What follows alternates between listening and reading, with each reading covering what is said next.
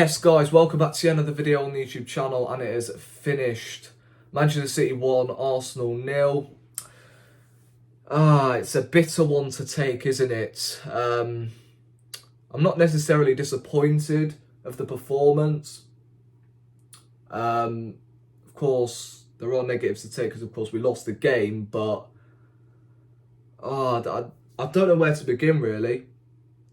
Of course, I did a watch-along for the game, so I will upload highlights to that shortly.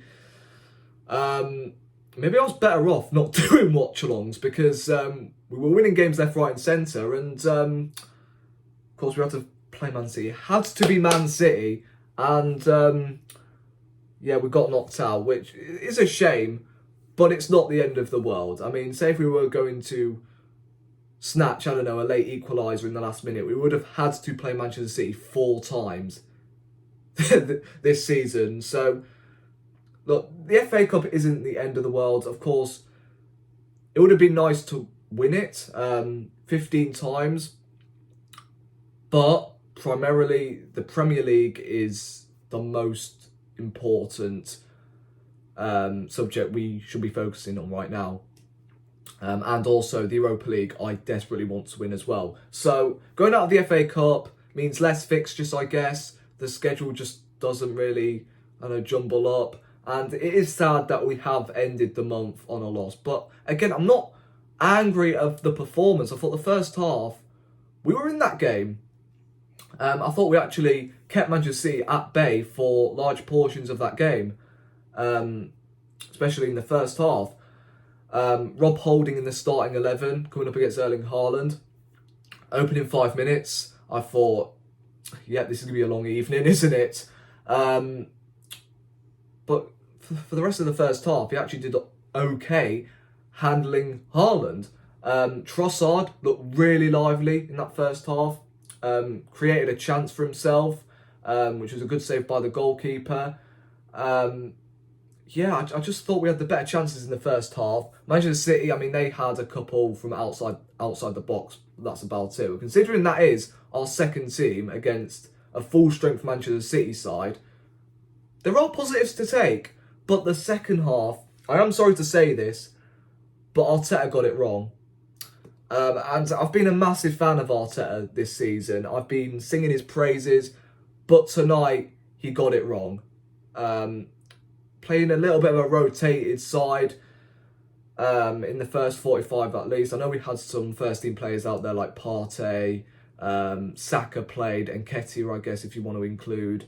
However, because we had an 8-day rest until our next Premier League game against Everton, there wasn't really any point of not throwing out the first team. I mean, Zinchenko, to be fair, I didn't have a problem with starting Tierney and Tomiyasu. I thought, yeah, maybe we could rest Ben White, someone who looked a little bit knackered against Manchester United in the first half. Didn't really handle Rashford that well. By the way, Tomiyasu actually had a pretty decent game. I thought the back four wasn't bad. I mean, look, Rob Holding, I'm not going to lie, I was shitting myself when I saw him in the starting 11. Well, should I say, until Haaland was actually selected for the starting 11. But like I said, he didn't really do much wrong. In the first 45, he started. However, it was right to take him off, and I think that was the only thing Arteta got right today, and that was taking Holding off. However, taking off Partey, if that is a small precaution that we have no idea about, then why take him off? Like, if he was fit enough to start for 45 minutes, then surely he's fit enough to start for the other 45. And I think that's when our midfield just crumbled. Sambi Lokonga, like, come on. I know he's a young lad, and look, I don't mind if he comes on to just see out games, someone who can play it safe, someone who doesn't, mess around the ball too much, doesn't take many risks. That's fine. But starting a game or bringing him on to try and claim a goal, I'm sorry, he's not the guy. And I get he is still young, but the guy's an international footballer. Surely he can at least do something. So look, that was the turning point. Partey coming off, that really hurt us, and it just shows how Thomas Partey is just so important. And we knew Manchester City were going to take a foothold in the game and have their little moments, and it just so happens that their goal came from a left back. It's not even a left back; he's a freaking centre back, Nathan Ake. It was a good finish, to be fair. Took a little nip off Saliba. Yeah, it's just it's a shame, really. And then also he takes off Saka.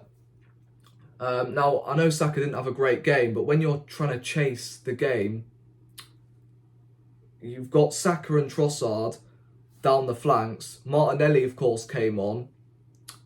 I would have probably brought off, yes, Saka, but bringing both Saka and Trossard off is a little bit bewildered, if you ask me, because fair enough, if you bring off Saka, bring on Martinelli, but leave Trossard on, because he was really lively in that first half, then yeah, fair enough. But to take them both off and play Fabio Vieira on the right, I just felt like, yeah, that was just Manchester City playing it into their own hands, really. I mean, to be fair, Martinelli actually looked really lively when he came on. I'm not saying that as, oh, he's a terrible player. He looked really lively. He was actually causing a lot of problems with Kyle Walker. Odegaard came on, Zinchenko came on. But yeah, it just wasn't to be. Look, managers are going to make mistakes. And hopefully these Arteta outers aren't going to end up jumping on his back straight away after he got one game that he got wrong in. Like, come on now. Managers are going to make mistakes. That's the be-all and end-all of football, man. You know, managers are going to make mistakes. How many mistakes has Pep Guardiola made this season?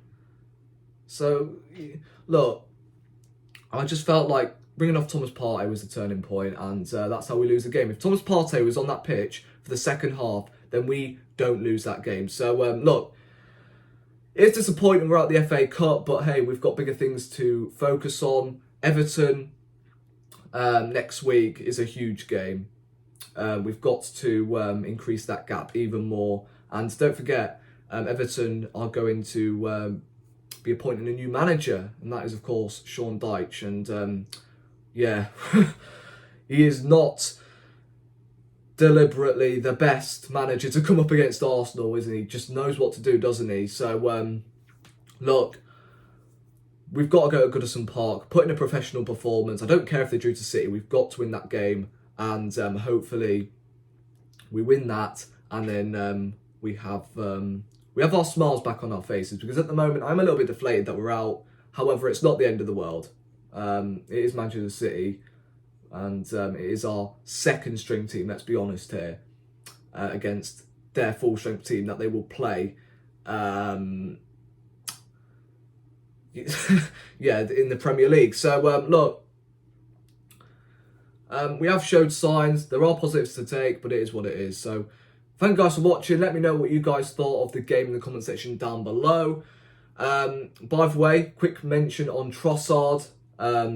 Like I said, he looked really lively, and he's just so good with the ball at his feet, isn't he? Really good at them feet-to-feet combats when he is close to defenders, and of course he can take the ball round about three or four. We saw it against Manchester United in the last couple of minutes, where he can take the ball out of his feet, and he has not got any weak foot, it feels like. Nearly scored, so I am excited to see Leandro Trossard more in this Arsenal team. But yeah, thank you for watching. Please hit that subscribe button if you are new, and I'll see you in the next one.